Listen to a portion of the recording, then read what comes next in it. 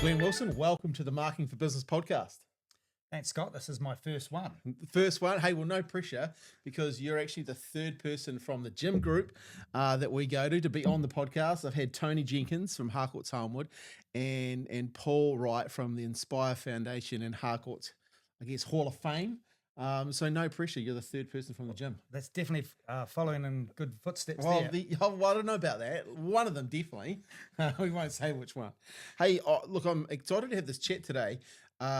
You've got a really interesting background. You were the New Zealand Davis Cup captain 2000, 2003. Interested to talk about that because like mindset's one of my big things. And I know we've talked a number of times about mindset. And so we're going to go into detail into that today. But you also run a very successfully family-owned business called Custom Pack, branch in Christchurch here, but also in Auckland. Correct. And I'm really interested to talk because you're using technology, and I reckon it's a really interesting time where we're at, where technology is really helping businesses, and I think we're going to have a great chat today. So I appreciate you coming on. Looking forward to it, Mate. Awesome. So where did it all start for you though? Like family business, have you always been involved in business? Well, I think it comes back to we were dairy farms. Yep. So we lived on the farm in Rye Valley. Yep. We had to get out and help with the farming chores. We weren't paid for it. Yep. We got the cattle in, we milked the cows, we fixed the fences, we drove the tractors.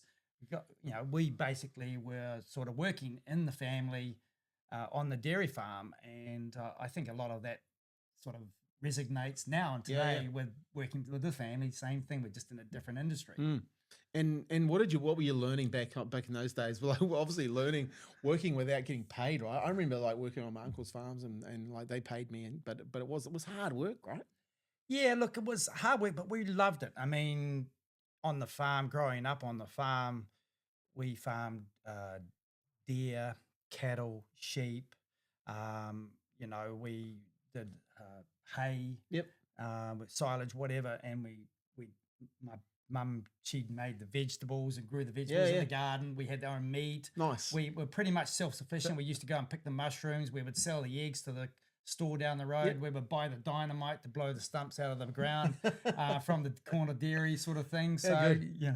That's so a really good Kiwi background. But Rye Valley, that's between Nelson and Blenheim, right? Yeah, it was known for the world's longest loaf many years back. Yeah. So a loaf of bread. We grew up there, and of course, my mother and father, they set up a tennis club in Rye Valley, and we started playing, and then we actually got quite good. So is that where your love of tennis came from? Yeah, parents, my mum was, and my dad just dovetailed onto it. And my brother was actually more talented than me. My brother runs the factory in Auckland. Yeah. And he was more talented than me, but he was always my inspiration because I always wanted to beat my brother. So I worked really hard to beat him. And, once I beat him, he stopped playing and I carried on. So, I outgrew Rye Valley and parents wanted us to leave the rural area and get an education. So I went to Marlborough Boys. Yep. Spent 3 years there playing. Were you boarding or? Yep, boarding. Yep. And then I was offered a tennis scholarship into Auckland Grammar for a couple of years. Oh, wow. So I was up there. The headmaster then was John Graham. Oh, wow. So got to be help in the first 15 for Auckland Grammar. So I got a 40th reunion up there in a few months. Oh, wow. So, he's one of the legendary New Zealanders when it comes to, shaping young men and mindset and stuff. And I know the work that he did with the Black Caps and stuff. What did he teach you? Well, it was really interesting to me, because schools like Auckland Grammar and Boys High can, for instance, are big rugby schools. Yeah. But he used to every Monday and Tuesday, he used to catch up with the captain of any sport in the whole school. Doesn't matter if big or small, or whatever competition you're in. So you would go and have morning tea with him. Really? Yeah. And he did it not only so he knew exactly what was going on. That's cool. And so every Monday I'd report to him on how the tennis team had done and who'd won. Was it a one-on-one?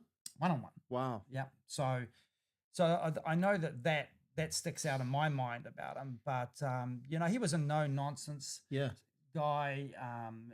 We were prefects at Auckland Grammar. We were monitoring the gates. There was no absenteeism. Yeah. People couldn't leave the school. You had your shoes and everything was tidy. Everyone at school on time. it was around that discipline around punctuality and making sure that you were prepared. And I went to the boarding school there, and I will say there was a big influence. There was the head rugby first 15 coach was a guy named Dave Sims. Yep. And he was a rugby person from Auckland Grammar.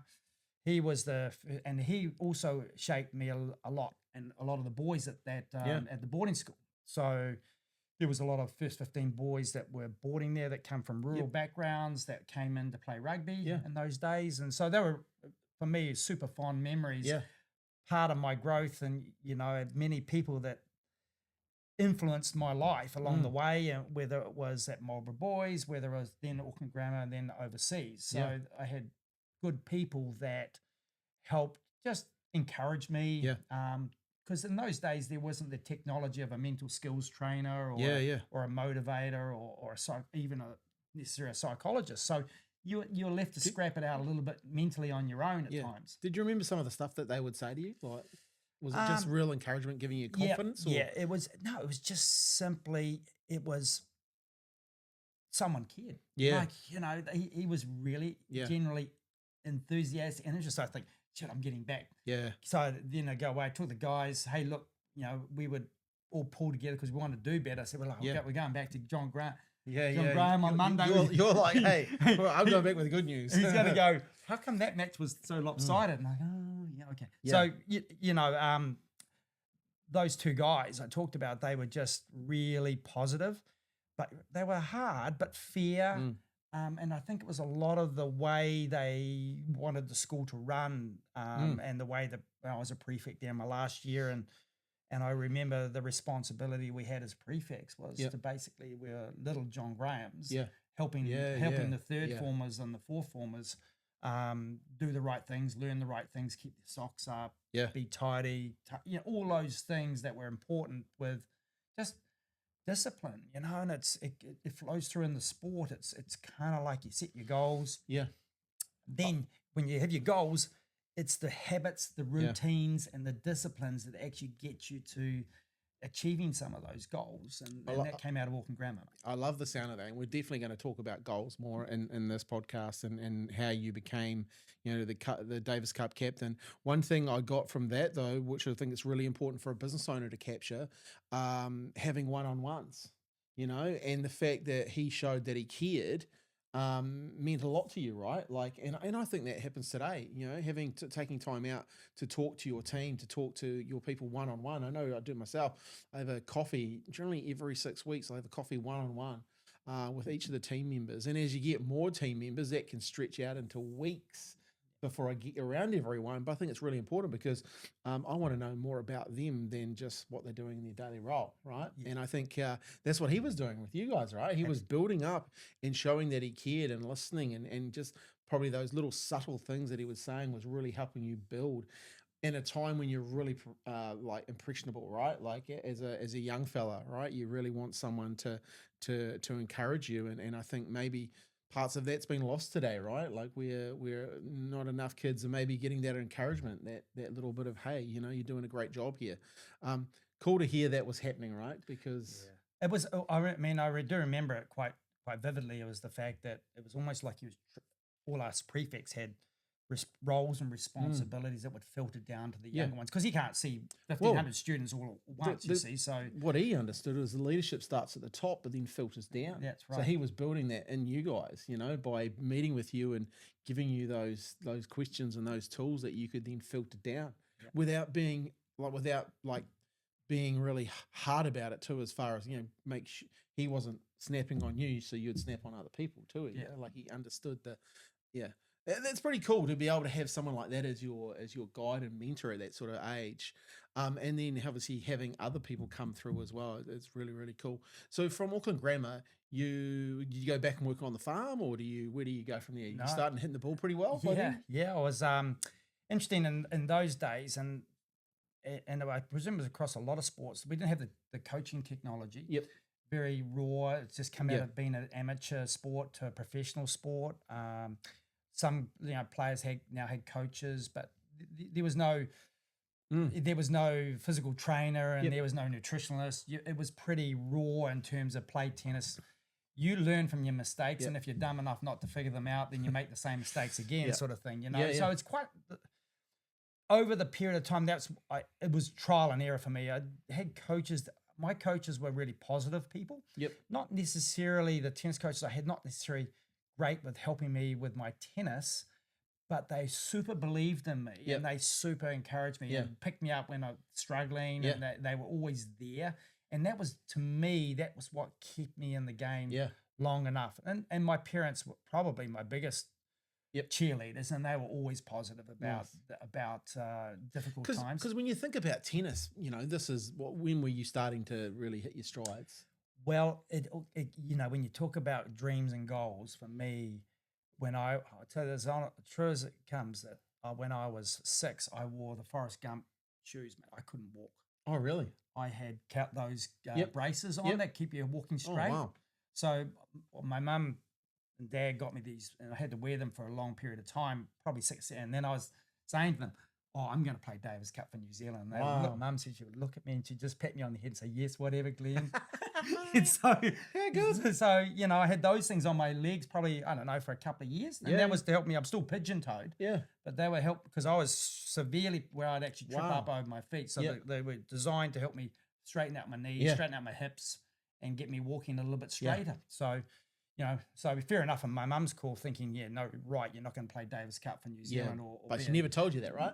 No, she never told me that. No, so, she say, you go for it. Like, you're going to do what you got to do, right? Yeah, so I had this goal and this dream from a young age. Where did that come from, though? Like, Davis Cup was Well, in that era, there was tennis. Look, there wasn't a lot of sports around there. No, I was saying, like, there wasn't a... No, like, so my mom, the people I looked at were the guys like Oni Perrin and Brian Fairley, you know, Russell Simpson.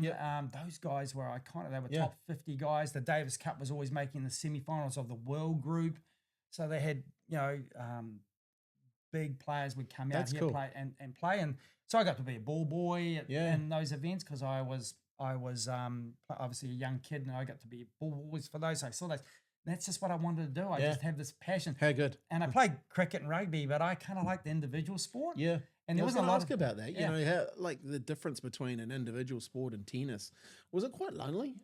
Very. It's probably the hardest thing to do is to do something on your own and compete on your own. Because you're training you're doing your own stuff, having to motivate yourself. When I was socially or semi-competitive in team sports, you were with a bunch of guys and you know, it's completely different. And sometimes it drove me crazy because I wanted to compete at a higher level, but the people around me were slightly different. So I thought, oh no, I would be responsible for my own mistakes and my own push in.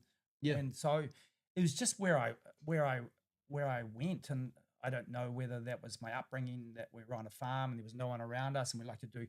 I'd go out duck shooting by myself, or I'd go lay the traps and possum hunt, take the gun out. Didn't have to, you know, it was kind of like those independencies.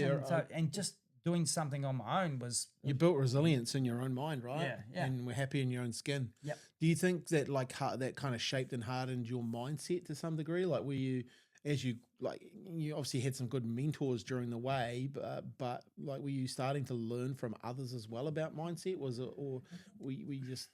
Yeah, look, I had some good people around me, and I'm talking 80s and early 90s, and I think the more people you come across, the more you learn from people. So, you know, I spent years in Germany, had someone there that was very positive and you know, really, again, not anyone famous or anyone in particular, but really cared and really supported through hard times. Like you can go and people you trust, the people you want to talk confidentially about how you are, how things have been affected. So it's important to find those people because if you don't find those people, then it really becomes harder. Because you're playing a professional sport, semi-professional sport. What were you doing? Coaching? No, I played 6 years professional on the circuit. So traveled 52 countries. Started in that's awesome. Started in crap places like Bangladesh and Egypt to get my start. And then transferred more into Europe, played a lot more in Europe. Yep. Just grafted away, really. I mean, I just had this. You would have been having fun though as well, right? Yeah. Surely. Oh, lots of fun. You know, like young, traveling 52 countries. It sounds like the dream. Yeah, it was good. It had good moments. I mean, it's not much fun when you're in a losing streak. When you go to a tournament and you play in the main draw and you lose, that's it for the week. Yeah. Right? You pay your hotel bill, you pay your food, you start training, you're hitting the ball like crap. Weather's hot, really hot. You know, you want to another grind, go to the next tournament, lose again. So it's not tennis or any sport are probably not as glamorous as it seems. No. So just on that though, like, so you're in a losing streak, because this relates to business, right? Because some people do get in those funks, right? And inside a business, how did you get yourself out? Like, what was sort of techniques for that? Well, it was the most interesting thing, because naturally you think when you're not playing well, you need to train harder. Like, I was fit. Yeah. Right. I was really fit, worked really hard, practiced heaps, and just struggled at times going through these troughs of just. And the biggest thing I learned after all this time was the fact that I needed a week off before I competed, so that I would let the body adapt, let the mind relax and adapt, so that it could actually relax. Yeah. Because you're so wound up, right? So wound up that I get to the tournament, my expectations are so high that if I didn't meet those expectations, I'd be really hard on myself. Like, and then lose, and then spiral, and then you lose, and you're feeling like, and you got no one around you, so you're having to battle yourself mentally to try and figure out what's going on. No coaches there to help you. Yeah, I was just kind of thinking of that too, because you got no coaches there. It's kind of like you can't pick up your cell phone and flick through some positive stuff on your phone, or call someone, or FaceTime someone. You're pretty much in Bangladesh by yourself, sweltering hot, and with no connection really to the outside world. Basically that. We were dealing with faxes in those days. You know, so if you have to get a hold of a fax machine and fax your parents or fax someone to, you know, and my father was really good. When I go home, you know, he'd often support me by getting a sports psychologist, a lady, Jenny Oakley. And she gave some tools around affirmations. Oh, nice. And they really helped. And I've actually always used those sort of affirmation cards. Nice. Probably not so much today, because I feel good all the time. But in those days I had cards, and it's just, I know it sounds bizarre, but it would just say, I am a good person. I feel good. Yeah, nice.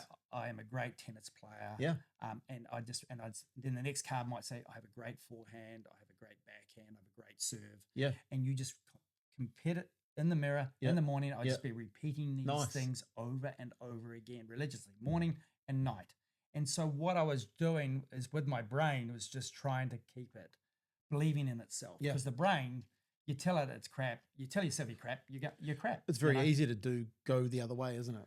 It is really easy, and you got no one else there to say anything different. Yeah. So you've got to almost trick your brain to go, hey, I'm good. Let's go. Yeah. You know? And so you took some time out to relax. I think you told me a story that one night when someone just took you out and you played your best ever tennis. I did.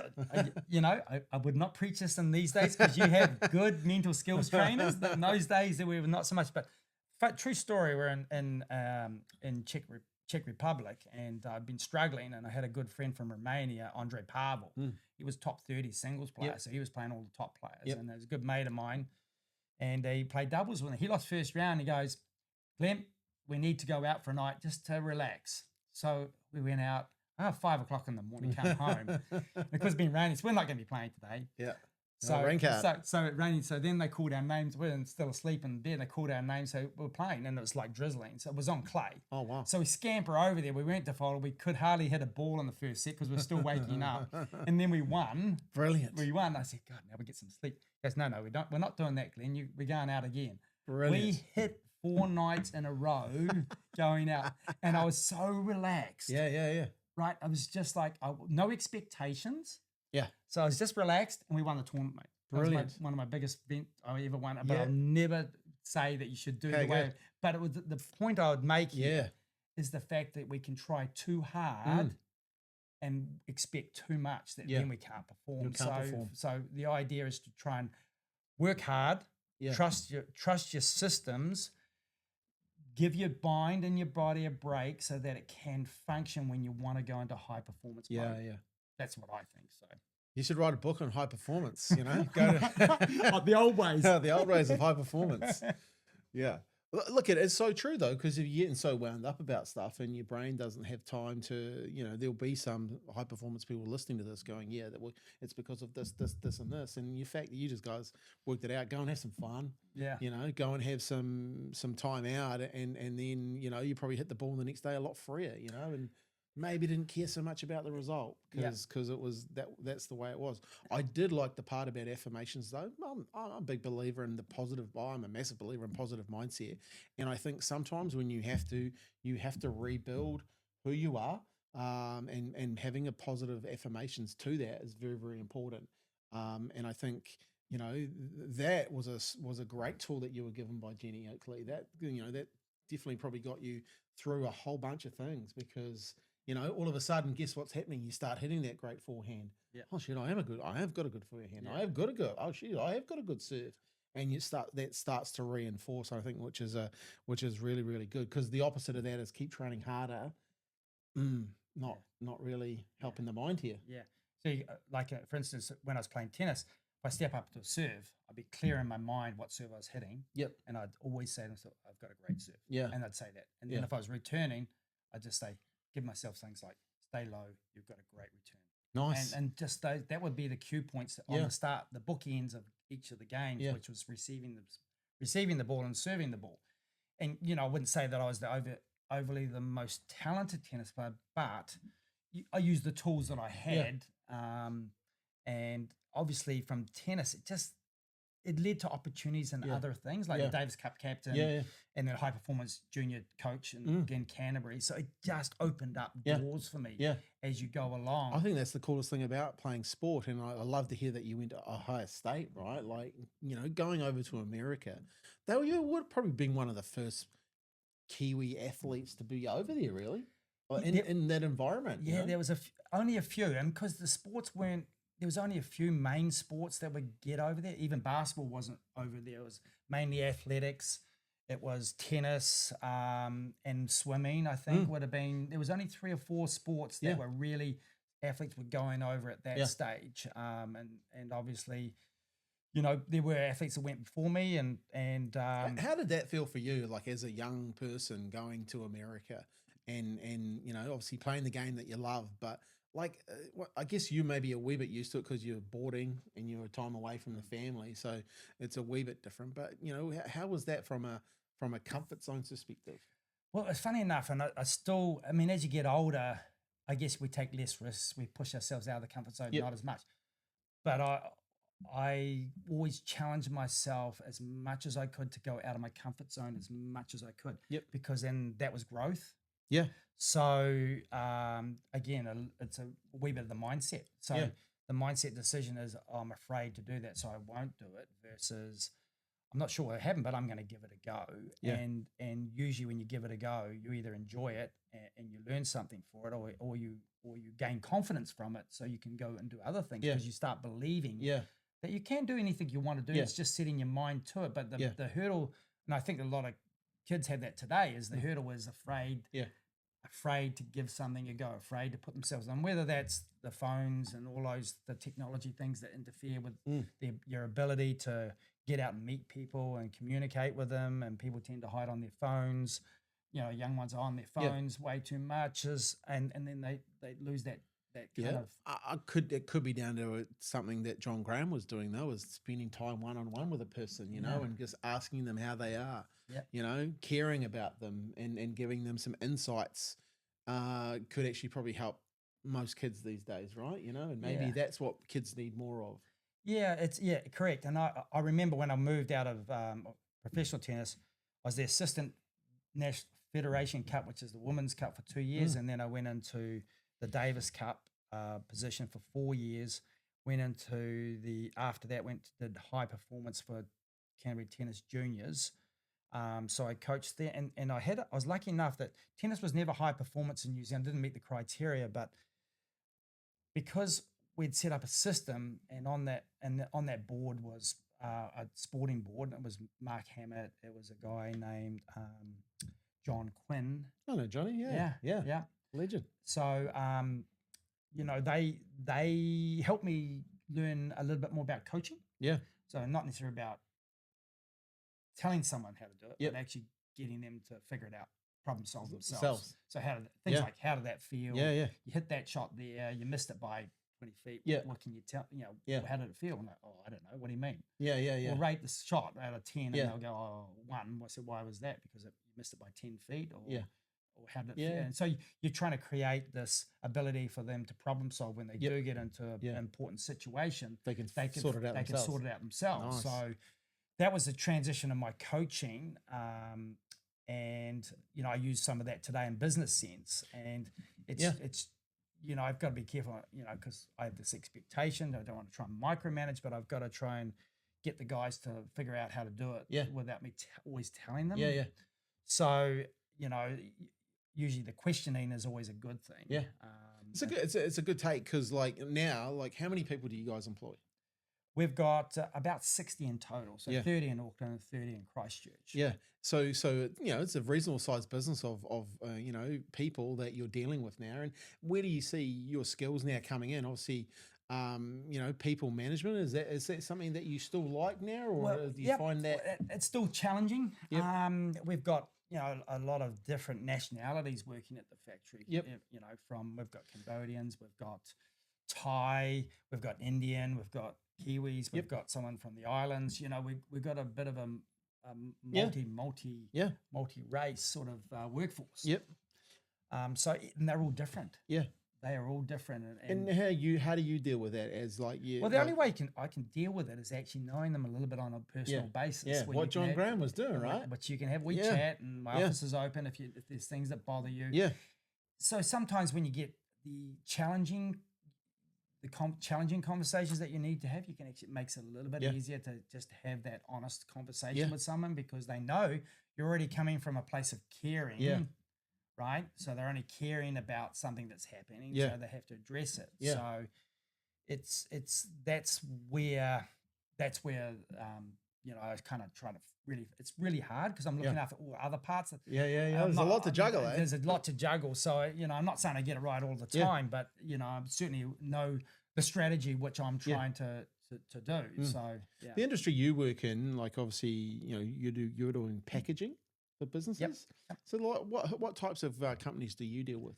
So we'll deal with any company or business that's dealing food into the supermarkets. Yep. So most supermarket packaging, that'd be you guys. So we got, we do some work with Meadow Mushrooms, Dairy Works. Indirectly we've got customers through MG Marketing, Turner's Growers.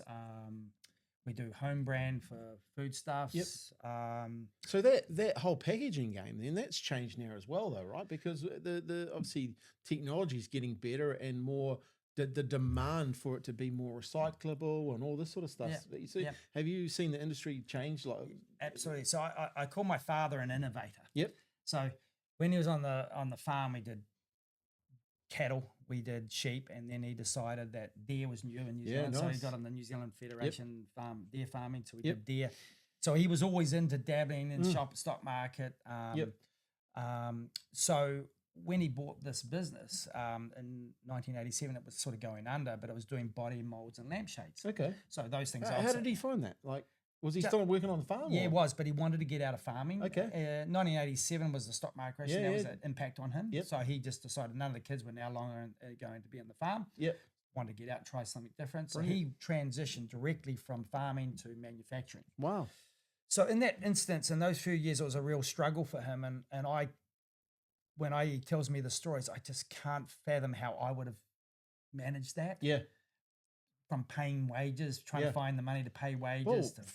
Just even going off the land into a building, right? Yeah. That's a huge change for someone who's been on a farm and farming and. Yep, and look at the hardships. I mean, I'm in my own world. I'm pretty selfish, 20-odd, 21, and just focused on my own, as most young ones are. Yeah. You don't really get to understand what is going on with your parents in the background. Yeah. But, so he saw an opportunity. Now, the supermarkets changed health and safety and food grade because they had to. You used to go and buy stuff off the shelf, touch it, handle it. And all of a sudden, the supermarket started saying, no, this has to be packaged. So he changed to packaging into doing punnets for strawberries and fruit that were going into the supermarket. And so we changed the direction of the business. And we've never looked back since. So he kind of made the decision to move away from lampshades and body molds, which are now obsolete. Right? So that's crazy. That innovation to say this is not going to be here in 10 years because that people will move beyond that. And he went to something that was, which was going to be food packaging. So, we do, so since then, the company's been around under my father and another guy since 1987, and my brother and I bought in about 15 years ago. We've got a nephew that bought in a year ago. So it is quite family orientated. So everyone who owns shares works in the business, which makes it easier. And so, the company has gone through some hard times, like plastics. I don't know if you remember it 3 years ago. Plastics was not the taboo word, and everyone wanted to get rid of it. Everyone was totally, like what was it, one-use plastics and all that type of stuff, But it makes a good point though, like, obviously health and safety played a big part in that shift, right? And obviously if you could get in front of that wave, you positioned yourself quite nicely. When you look at like what you're doing now, and I know you go to China quite a bit. Firstly, why and what are you learning from going there? Because obviously machinery, and I talk about technology all the time. You're either for technology and with technology, or you're just asleep at the wheel and not using it. And I think I love to hear about businesses looking at technology and going, okay, how do we be using technology to stay ahead, get ahead, and deliver at the end of the day, because costs have become so much more in a business. It wouldn't be a business owner listening to this that doesn't realize our costs have gone up. So we've got to find a way to get an edge, right? And so you guys are looking at what you're doing from a machinery's perspective, going to China, spending money and time and investing in bringing stuff back. So talk me through a bit about that, because I think it's really interesting for people listening to hear what good businesses are doing. So COVID came along, and COVID was, and when I look back, was probably a positive thing for the business, because it highlighted the importance of packaging during a pandemic. So true, right? Right. So from there, all of a sudden that plastic one use wasn't. People wanted to buy, needed it because they didn't want other people's germs. So it really highlighted the importance of it, and since then, obviously both governments have been working on streamlining their recycling abilities. They have made it clear to the consumer what ones can be recycled. They've changed a lot. They've given the consumer a lot more confidence in plastics. I mean, you got to realize that plastics only gets chucked into the ocean if someone throws it in. So it's behavior. It's not anything to do with plastics. No, exactly. It's to do with the person who's touching it. So those things we have to take responsibility to manage our rubbish accordingly. But what my father and I did, and we took a gamble on the back end of COVID. China was one of the last places to come out of COVID. They still had they have this expo every year, which we go to, and it's called China Players. And we went over right on the edge of COVID, and it was rigmarole to get in. We had to do blood, saliva tests and pot. So we were, and the amount of paperwork and everything that was involved to actually get in, it was quite a, I don't know if I'd go back again if I had to go through that again, but it was quite a lot. And then we went to this big expo, and we walked around, and there was no Westerners. We were one of a few. And we looked at each other. And was this just before COVID? This was just on the other side of COVID. On the other side of COVID. Oh, yeah. So everyone's like scared of it. Yep. So we went in there, and they had this international area. So we went, and we started talking to the Chinese, and we were lucky we had an agent. Dad has had an agent for many years, and she was our translator and really helped. And we started talking to the Chinese, and they said, "Oh yeah, we make that for Europe." Oh wow!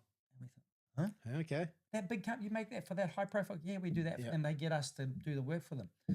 So then we started talking more, and we said, hang on, the Europeans are here Yeah. getting the Chinese Yeah.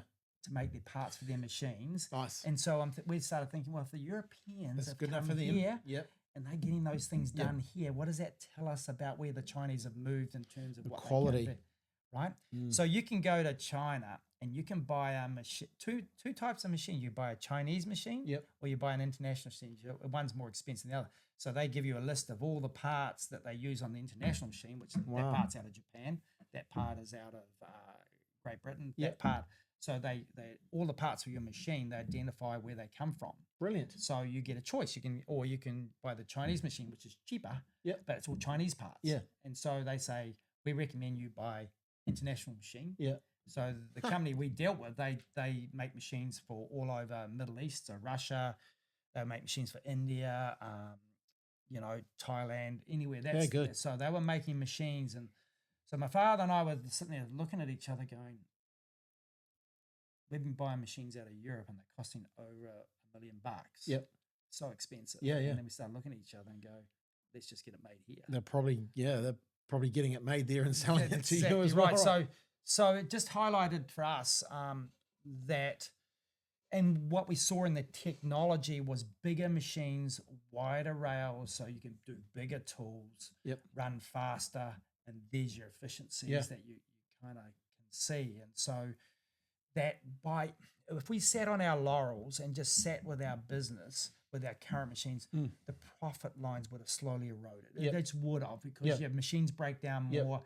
You've got more downtime, more costs, running slower, molds are smaller, and more costs. You can't keep passing the cost on, because eventually your competitor comes along and they've invested in new technology, new machines. I remember you saying to me you had an eye-watering power bill increase.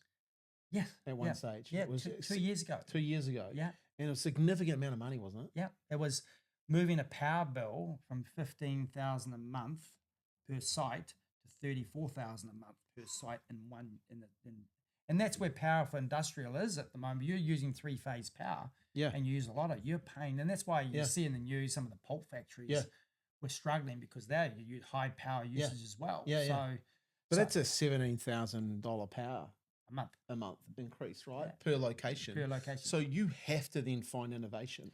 Yeah, we had to find, because you're not going to be able to turn the power off or down. That's right. So we obviously new machines use a little bit less power, so they're more efficient. The power.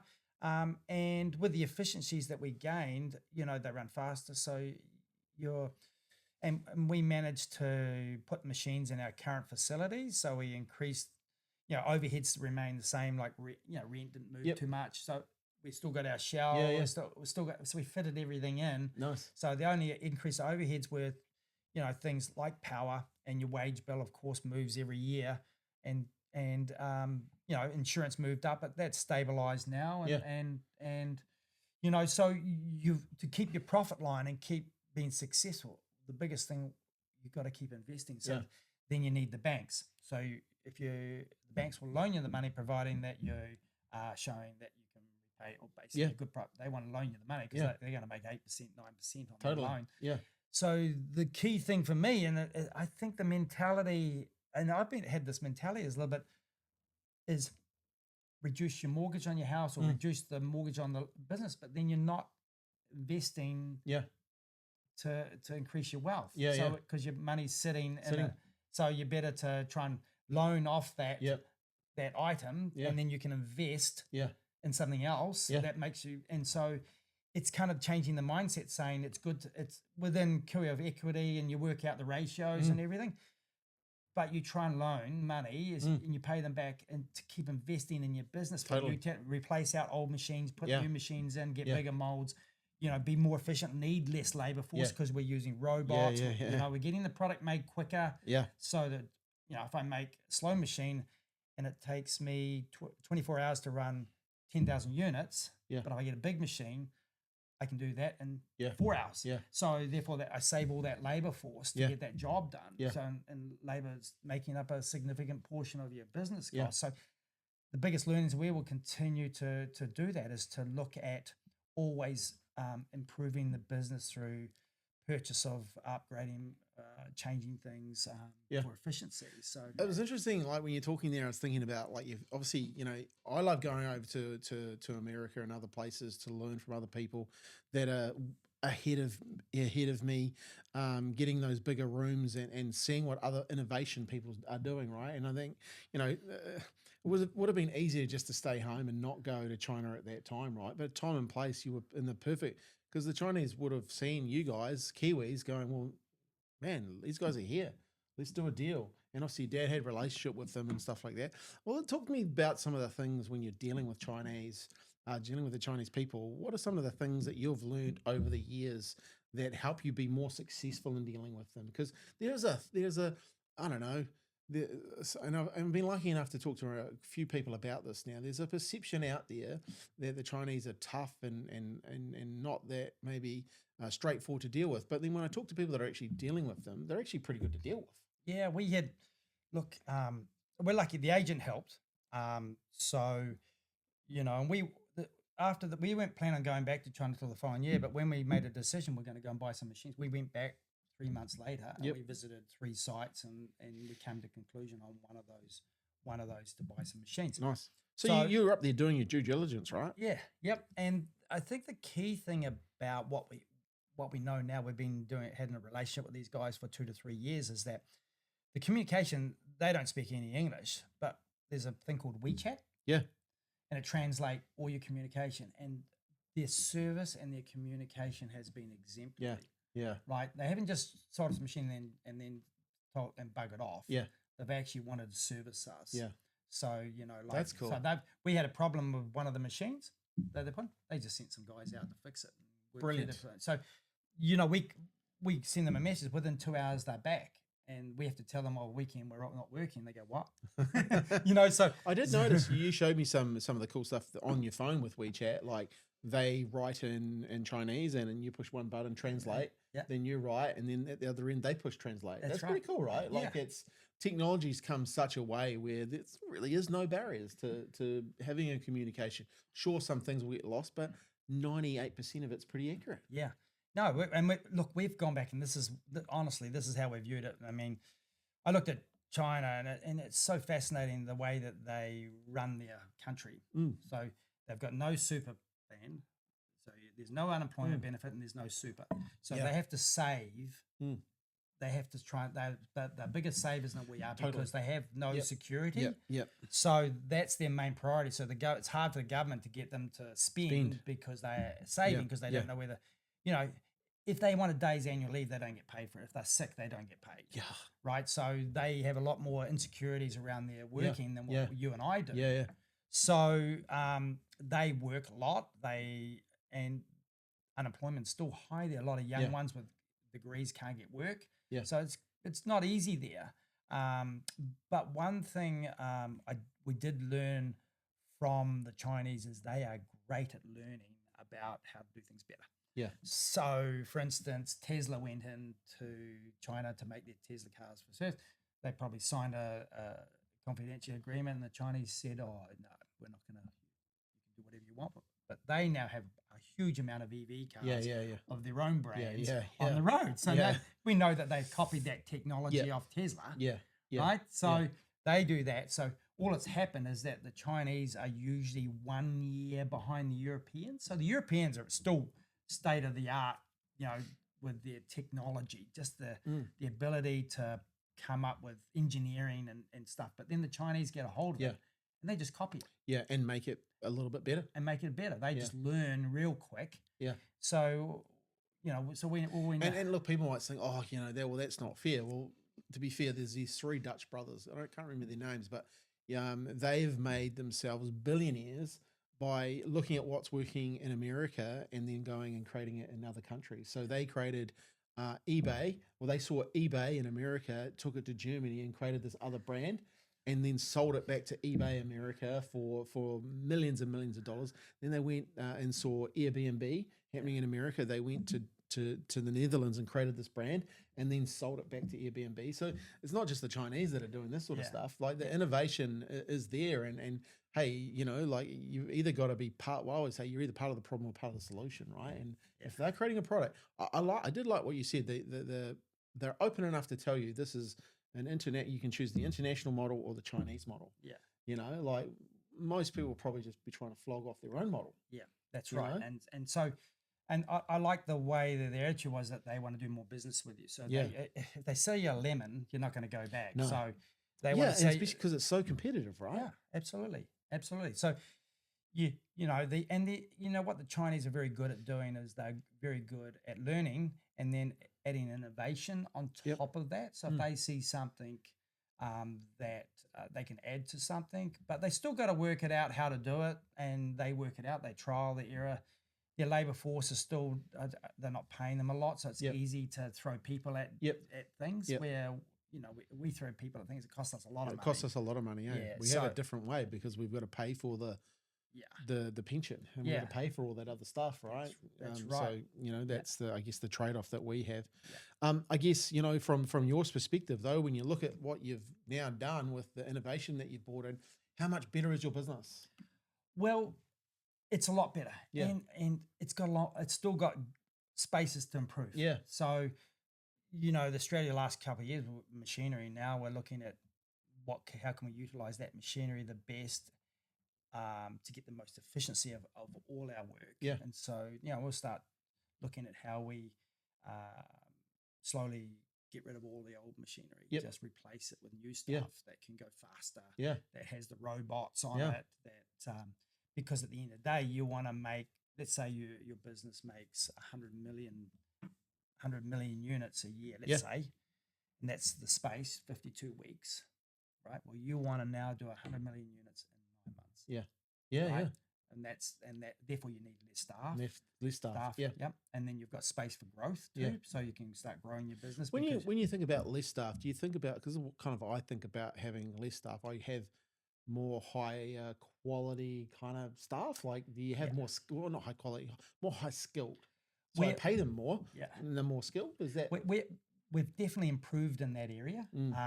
Definitely, just because you know, we've had some good recommend. It's interesting because you employ someone from Cambodia, and they'll have a friend, and they'll have a relative that wants a job. Yep. And if they're good workers, then you know that the next one comes in. And they will send money back home. Yeah. Good workers, no other good workers, and right? they want to work overtime, so they'll do 60 hours a week. They'll do 20 overtime. The Kiwis, we like to have our social time, and we like to do our sports, and 40 hours is generally, you know. But I had you're breaking my back if I'm doing any more. Or they've got other commitments, whether it's family. Yeah, we have a lifestyle here. Exactly right. So where they're looking at making as much money as they can because they need to support family, the extended family. They send money home. They're really different way they set themselves up. So part of our health wellbeing is that we allow them when we run seasonal, is we run overtime, which increases their wages significantly. So we don't. So that's part of what they like is they like the ability that they can earn not just an hourly rate, but they can earn 1.5 times that rate for periods of time, which is great. And you know, so. That allows them to get ahead and so on. So, you know, we don't have much turnover. We have one lady that's just retired at 76 in the factory. Nice. So, you know, that's awesome. So we do have a lot still people that are over, you know, 65 still working in the factory that like it. It's, you know, to get the best out of our crew, there's no point in yelling and shouting if they make mistakes. You just talk to them about what they did wrong and can they be aware of it next time, because it's really hurtful. It can cost money. Like I had someone the other day knocked over one of my printers, and it was $800 to repair. And I was like, no, you can't. I was like, and you go, oh look, can you just be careful next time? Can you know what can we do to make sure that doesn't happen again? And you know, so you can't, you know, someone might prang the forklift and put a dent in it, or you know, put a hole in the wall or something, and you go, you know, and it's just those things that you go, you can get frustrated and a little bit disappointed because it costs money to repair them all. Someone's made an error. Yeah. But I guess the way that we try to treat our people is with respect. And I'm not saying I get it right all the time, but you really try to have those calm conversations as much as possible with your people, because that's good for them. If they won't feel good if I yell at them and scream at them. So I'll get a better response if we just simply have a conversation about something in a normal matter. Yeah. And look, you know, I remember you talking that you're busier at the moment and even getting more busier because the economy's tougher, because more people are actually shopping at the supermarket versus going out, right? Yeah. I find that really interesting, and I think that's a really, you know, like it's a good, like when you hear about, you know, people wanting to work a bit more, it's because, you know, costs and all that have gone up, right? And it's interesting to when you're dealing with supermarkets and obviously you know, that they get a bit of a bad rap around how much you know, plastic's being used, but also how prices and stuff like that. Do you deal much with the supermarkets? Do you have? Yeah, we do.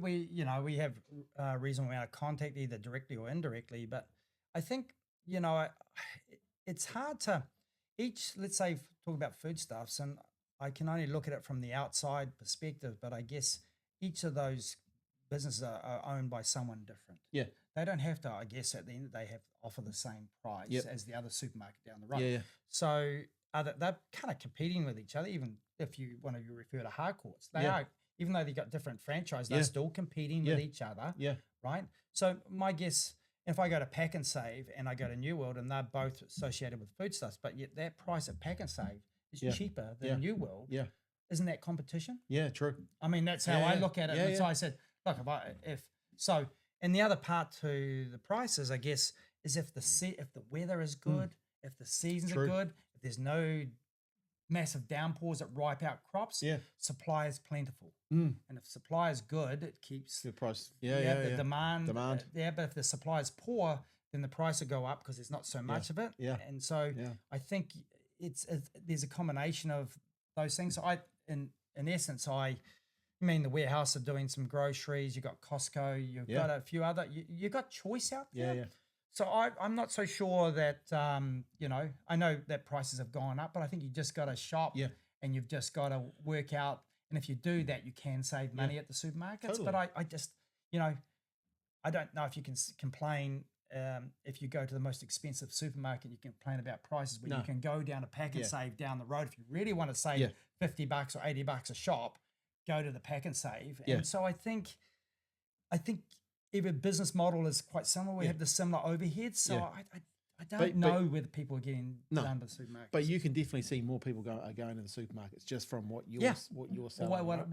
I could see that, you know, like, so instead of going out for a dessert, they might pick something up at the bakery, or they might buy more fruit and do a fruit platter, or just going to a barbecue, they'll go and get some deli stuff from the deli and go that way instead of building something that's more expensive. So we definitely see shifts of using, you know, like if you go out for a dinner and you and your partner, it might cost you $150 to $200. If you take your family out, you got kids, or whatever, you're $400-500. You know, and you think, oh, let's just have a nice meal at home and get some desserts and get some strawberries out of the containers, and and all of a sudden your meal at home is $100. And so I think people, because I think there's been a squeeze on with costs and stuff, I think more people are more diligent at the supermarkets and possibly going out not as much. How do you, when you look at your brand, you know, how do you brand yourself like into the marketplace? Well, and how do you pick up more business and get to people to know you? Because if I go into the supermarket, do I know it's you? Well, this is probably my next conversation I need to probably have with you, Scott. And I think I mentioned that last year, is that we were sort of getting around to what are we now? Who are we? Yeah. Where we've been so busy with what we're doing, and sales have been going just on the up and up. Like for 2 years, it just hasn't stopped. Yeah. Like just continually growth. And this year we're just sort of wanting to plateau, get our staff skilled up a little bit more to run the new machines. Yeah. And then we look at our brand, and so what does our brand look like, and how do we put that in a light that our customers sees that there's a differentiation on who we are. We're not just manufacturers. We're not just people who make plastic packaging, but we're a little bit more than that. So what does that look like? And are you still looking at innovation? Like, do you still have an innovation? Or I can't share those things with you because if some of my competitors are listening, they might. But yeah, sure, we do. Sure, we've already put one in. I can share that with. So that's an inline labeler. Yep. So that'll label someone's punnet actually inline. So at the moment, a lot of the processes, you make the punnet, then you take it out of the box and you put it through another process, which puts a label on it. Yep. So we've just sort of innovation wise, and I'd said to I've got to bring all the gym guys over because I wanted to show them some of the innovations that we're doing. So we have also a machine there that is the only one in New Zealand, and I think also in Australia, that puts a soaker pad in the punnet. Okay. So for raspberries and blackberries, so it's better quality. Put the labor, so it takes away the labor intensive stuff that the grower might do, because you're giving them punnet, then they just have to put the produce in, close it, put it in the crate. Brilliant. So, and it's interesting to see, and you work with your customers to see what innovation they're doing, because sometimes your punnet is connected to the innovation that they're doing. So if you're doing a punnet, and they're innovating, your punnet has to work through their automation. Yep. So you work closely with your client, see what is the punnet, how does it need to operate. So, there's a lot of work that has to go in the ground with our customers around how, because everyone's doing the same thing. Everyone's trying to become more efficient. Everyone's trying to stay ahead of the Joneses.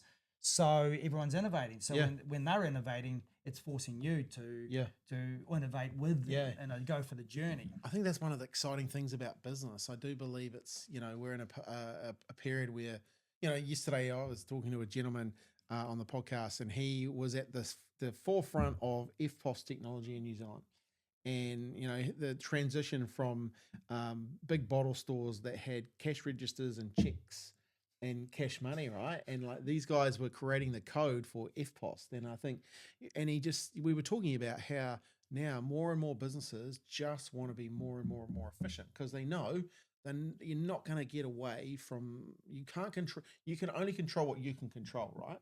And your controllables are what's important to you as a business, right? Where I can't control what the power company is going to do. So what can I control? Well, what I can control are the innovation that I'm doing, but also the innovation that I'm doing with my customers. How can we work together to create even more efficiency, more innovation? I think that's exciting that you're doing that, right? Yeah, and that's all part of it, because that's going to build. I guess you're trying to build a trusted brand. Yeah. And what does that look like? Yeah. And our competition comes from overseas. So punnets come in from China. Yeah. We compete against that, but I think the key thing that we still rely on is a lot of. It's not just the email communication. It's actually the phone calls. Yeah. It's actually the visits. It's actually visiting your customer. It's actually taking an interest in what they're doing. Yeah. Because I think sometimes we get too wrapped up in, let's get another sale. Who can we go to now? And you forget about, I've just got that sale. I've just got that customer. So they're now our customer. So now I can look at the next one. So you sometimes I think you can get too far ahead of yourself and you forget about, I'll be honest with you, I've had big customer last year remind me that they felt that they weren't valued by us. And I think that was a really important lesson that I learned, is that you can't take anything for granted. Yeah. And as long as you keep working with your customer, regardless of good times, bad times, and you go through those times with them, they will then believe that you care about them. Yeah. And I think when you stop touching them or touching base with them or communicating with them, they will get this feeling of disconnect. And then obviously someone else, a competitor, can start walking in the door and say, hey, have you thought about using us? And actually, we haven't heard from them. We haven't seen Custom Pack, or they haven't heard from them. Yeah. And this guy's walking in the door. We'll give them the opportunity to do something with us. And all of a sudden it's like, so I think the lesson in that is that you have to look after your existing customers first and foremost. I like what you said there about, not just sending emails. I know we did have this conversation actually about, phone calling, visiting, going and seeing people is really, really important, right? Face to face, especially probably with the age of business owners that, like I know that I deal with. They like having a beer. They like getting, face-to-face catch-ups. They'd rather not see an email from me. Yeah. Yeah, and that's sort of, we're just sort of going through that review at the moment on how we, how we know the people, we know them personally. So how asking the question, how often, when do you want us to come and see you? And we'd like to touch base with you, make sure things are going all right. Is there anything we can do that might enhance your business? And we talk about all sorts of stuff. So you just, some of our stuff is seasonal. And we've certainly got some work-ons with our customers that, that we've identified, because we've been so busy. You get so busy just with the growth. And you kind of, sometimes you got trying to manage staff, you're trying to manage new machine coming in, building, whatever. And all of a sudden it's like, oh, hang on a second, what about your relationships with your people, you know? And so it, even though it's good, it still creates other things that your gaps in your business. What are some of the things that you do to build relationships with your customers, like your bigger clients and stuff? Well, you know what? It's Auckland, we made a choice as a business, and it comes at a cost to us, but we made a choice to have 2 factories, one in the North Island and one in the South Island. And with our bigger customers, we certainly reiterate the fact that there's a piece of water that goes between the islands. So we have a risk management system. So when the earthquake happened in Christchurch, the Auckland branch still going still pick up the work and carry on. Nice. Even though we were only down for 4 days, so we asked for 4 days. But if we weren't, then Foodstuff South Island says, "Oh, look, our supermarkets need your stuff," and we'll say, "Well, we'll get it from Auckland." So brilliant. When we work with Foodstuffs, of course, we make sure that they know that there's a backup in case there's the water's. You know, if the water goes down between Picton and Wellington, how is stuff going to get across the island? Hey, don't worry, we'll make it in the South Island. North Island got it covered. So, you know, there's and I know the South Island customers that we deal with, they like that. They like the fact that, hey, we can sort that out. 24 hours. Next day, I'll have stuff to you. Yeah, nice. It's like a courier, mate. I can get a truck to land and deliver to the.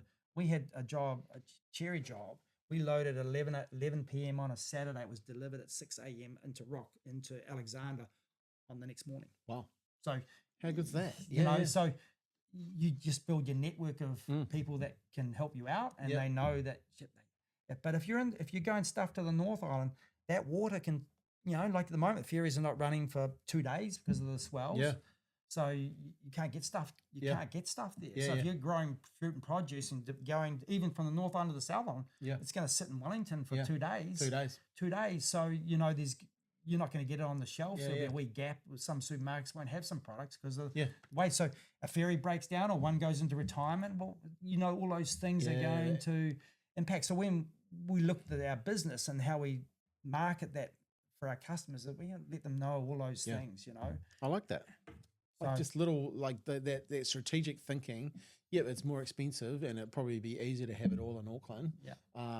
But that actually gives people peace of mind in those 2 centres. Yeah. Very cool. Yeah. Man, I can't believe we've been going for an hour. 62 minutes, I think it is. This has been a great chat. Like so much we've covered. I want to ask, you know, when you look at the gift, you know, I've got 2 gifts I want to know. What's the gift that tennis gave you?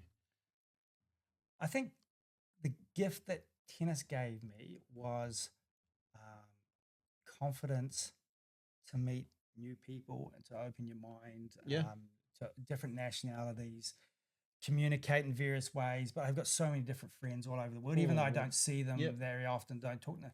Thus, I can still know that I could go back to Europe. I've been there for 30 years and I can take my partner and we can go, and I say, we're going to go visit my tennis club. There'll be people, they'll still know me. Yep. So, you know, so the tennis gave me that. It also gave me an open mind. Yep. Like traveling, it gives you an open mind to people's opinions. It gives you an open mind to accept. Totally. You can have your own opinion, but people can be completely different. But you have an open mind to think, like, you know, to actually listen to what they're saying and not be opinionated that that's wrong. But maybe some of it is, okay. And my partner, she's been great at it because sometimes I think, what's she talking about? And then 3 months later, I say, no, you were right. So you got to be open. It just taught me how to be a little bit more open-minded to not being stuck in my beliefs and stuck in my opinions, that they can't be shifted. Yeah. And I think that's one thing that tennis and travel has definitely offered me. That's awesome. Who's the most famous tennis player you've met or played against? I've played against. I played with Gustavo Kuerten in a game doubles. So he won the French Open for a couple of years. Played against, and most of what I did was in doubles, so pairings. But I played against Pat Rafter. Nice. We're talking about in that 90s, 80s, and 90s. So guys like. Some of the people would have, if they're tennis familiar, they'll heard of Magnus Norman, Carlos Moya, cool. You know, and so a lot of those guys, and you know, not necessarily the Andre Agassi's and the Pete Sampras, but the guys that were just underneath that out of the Americans, Jeff Tarangos and and stuff. So a lot of those guys, and like I said, lots of cool people and the most likable guy of the top guys was Gustavo Quirton and Pat Rafter. Pat Rafter. Yep. So good. Next question is, and this is the last question, what's the gift that business has given you? Look, I love going to work. And it gives me new surprises every day. I like working with the people. I like working with the customers. And I don't want the business to be perfect. The business, we keep working on the business. I like that, looking at how we can make the business better, how we can make it function better, what can we do? And it's a journey. We're nowhere near at the end of it. And if it was, then I probably might be bored. So it just gives me variety, and it gives me the ability to look at all facets of the business and then work with your people in your business, how to make it better. So I love that about it. How exciting is that? Like loving what you do, right? Like I think business is probably the ultimate personal development game. Like you know, like you've got to be able to be nimble. You've got to be able to think on your feet. You've got to be able to be a problem solver. You've got to have empathy, and you've also got to have a strategic mind to get ahead. And there's a lot to the game of business, right? And you think about tennis.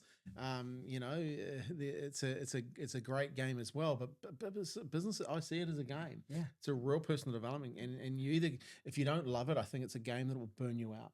Absolutely. And I guess one of the things that we looked at this year, because the business is starting to do better, is then what can you do back to the community? What can you give back? And we started doing that a little bit more, and one of the things we're looking at this year is obviously getting the staff to have a choice on, you know, what entities that we could support that they would be interested in. So that's cool. So we're sort of starting to look a little bit more now, because the business is growing and it's got so we're looking at, you know, just giving back to the community a little bit more, you know, just working in that area space a wee bit more, and that gives me a little bit of, you know, it gives me personally a little bit of satisfaction that we're giving something back to you know, the Inspire Foundation. It's something that I was in. I was not inspired that, but I could have done with it. And so I'm connected with the fact that I was one of those kids that was doing exactly what they were doing, and at that age. That is so cool. Like I see the same as being able to,